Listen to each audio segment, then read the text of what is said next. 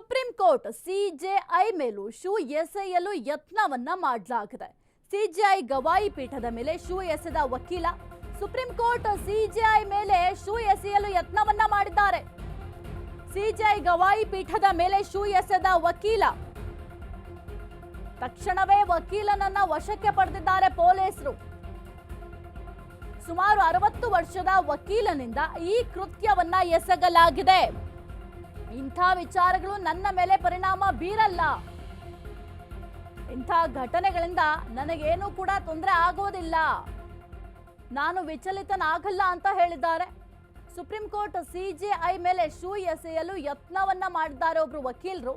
CJI Gavai ಪೀಠದ ಮೇಲೆ shoe ಅನ್ನ ವಕೀಲರು ಎಸೆದಿದ್ದಾರೆ. ತಕ್ಷಣವೇ ವಕೀಲನನ್ನ ಪೊಲೀಸರು ವಶಪಡಿಸಿಕೊಳ್ಳುವ ಕೆಲಸವನ್ನು ಕೂಡ ಮಾಡಿದ್ದಾರೆ. ಸಿಜೆಐ ಹೇಳಿಕೆಗೆ ದೇಶಾದ್ಯಂತ ಆಕ್ರೋಶ ಕೂಡ ವ್ಯಕ್ತ ಆಗಿತ್ತು. ಇದೇ ಸಿಟ್ಟಿನಲ್ಲಿ ವಕೀಲ ಶೂ ಎಸೆದಿರುವ ಶಂಕೆ ಕೂಡ ಸದ್ಯಕ್ಕೆ ವ್ಯಕ್ತ ಆಗ್ತಾ ಇದೆ. ಸದ್ಯಕ್ಕೆ ಪೊಲೀಸರು ಆತನನ್ನ ವಶಪಡಿಸಿಕೊಳ್ಳುವ ಕೆಲಸವನ್ನ ಮಾಡಿದ್ದಾರೆ, ವಿಚಾರಣೆ ಕೂಡ ಮಾಡ್ತಾರೆ. ಸಿಜೆಐ ಗವಾಯಿ ಪೀಠದ ಮೇಲೆ ಯಾವ ಕಾರಣಕ್ಕೆ ನೀನು ಶೂ ಎಸೆದೆ ಅಂತ ಕೂಡ ಪ್ರಶ್ನೆಯನ್ನ ಮಾಡ್ತಾರೆ. ತಕ್ಷಣಕ್ಕೆ ವಕೀಲರು ಸ್ಥಳಕ್ಕೆ ಆಗಮಿಸಿ ಪೊಲೀಸರು ಆ ವಕೀಲನನ್ನ ವಶಪಡಿಸಿಕೊಳ್ಳುವ ಕೆಲಸವನ್ನ ಮಾಡಿದ್ದಾರೆ. ಸುಮಾರು 60 ವರ್ಷದ ವಕೀಲನಿಂದ ಈ ಒಂದು ಕೃತ್ಯವನ್ನ ಎಸಗಲಾಗಿದೆ. ಇಂಥ ವಿಚಾರಗಳು ನನ್ನ ಮೇಲೆ ಯಾವುದೇ ರೀತಿಯ ಪರಿಣಾಮ ಬೀರಲ್ಲ ಅಂತ ಕೂಡ ಹೇಳಿದ್ದಾರೆ. ಇದರ ಜೊತೆಗೆ ಇಂಥ ಘಟನೆಗಳಿಂದ ನಾನು ವಿಚಲಿತನಾಗಲ್ಲ ಅಂತ ಕೂಡ ಹೇಳಿದ್ದಾರೆ.